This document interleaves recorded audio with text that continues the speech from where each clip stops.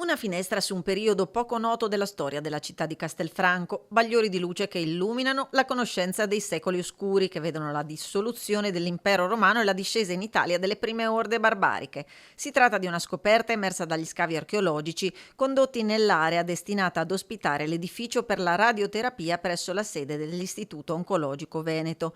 Evidenze che parlano di un villaggio databile tra la fine del IV e il VII secolo d.C.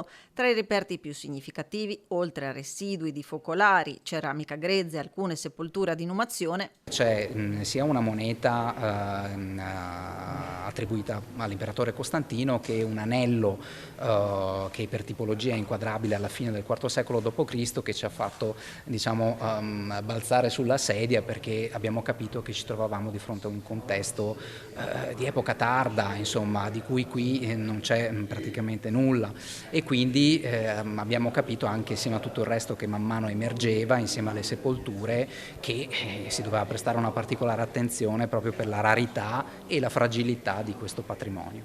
passato che c'è del posto a strutture all'avanguardia e servizi sanitari a beneficio di migliaia di pazienti ogni anno. È un passaggio di interessi pubblici, questo, culturali e sanitari, che si sono trovati ad interessi contrapposti da una parte e convergenti da un'altra, perché gli interessi di pubblico dominio, sia culturali che sanitari, credo, a mio modo di pensare, che interessino alle genti, e quindi ben venga anche questo tipo di lavoro che qualche volta, insomma, quando viene spiegato giustifica se alcuni lavori durano un po' di tempo in più.